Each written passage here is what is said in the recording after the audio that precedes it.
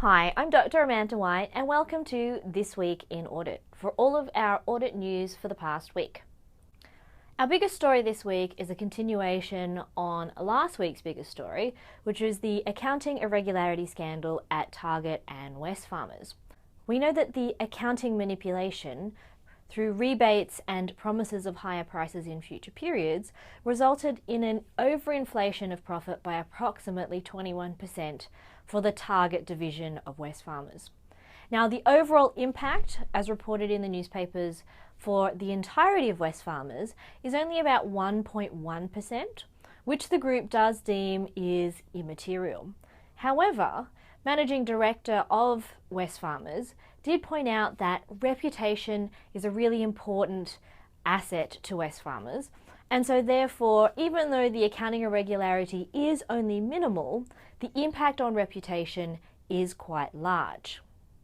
One of the things that ASA 240 talks about is the possibility of fraud, and the auditor is responsible for investigating the possibility of fraud. Now, certainly the Kingston Cotton Mill case teaches us that the auditor must be a watchdog and not a bloodhound. However, if we do notice any fraud risk factors, we are obliged to investigate.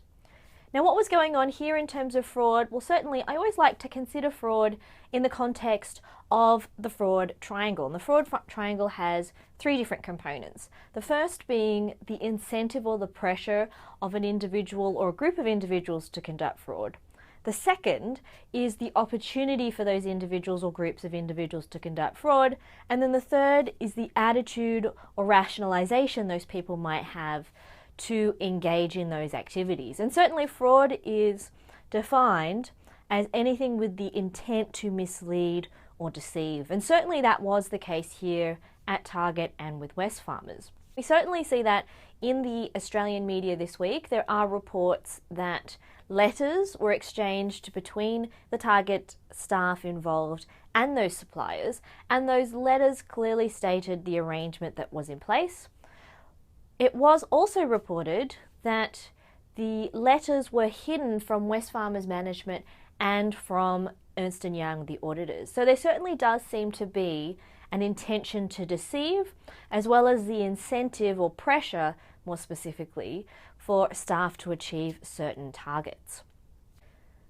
The other piece of big news in relation to auditing and accounting this week is BHP's decision to reevaluate its mining joint ventures, especially those ones where they do not have operational control. How is that important for accountants and for auditors? We know that accounting for joint ventures can be quite tricky, and it relies on concepts of who does have control of those operations as to what is being reported. And our very last piece of news this week is related to an article that came out in the Times in the UK Higher Education Supplement, which indicated that accounting and finance jobs were the most likely job to be replaced by automation at some point in the future. As you can see from this graphic from the Times article, there is certainly a great possibility that accounting jobs could be replaced by automation. And certainly we've seen that over a number of years. And so how can we as accountants and as auditors prepare for this new world of automation?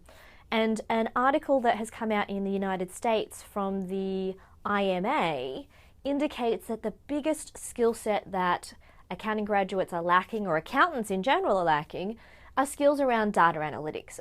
The report from the IMA recommends that the accounting profession start upskilling itself. We also saw an article in Accountants Daily this week, which is an Australian publication online, that accountants need to learn how to adapt and adapt quickly. And I suspect that one of those key areas of adaptation is going to be the area of big data.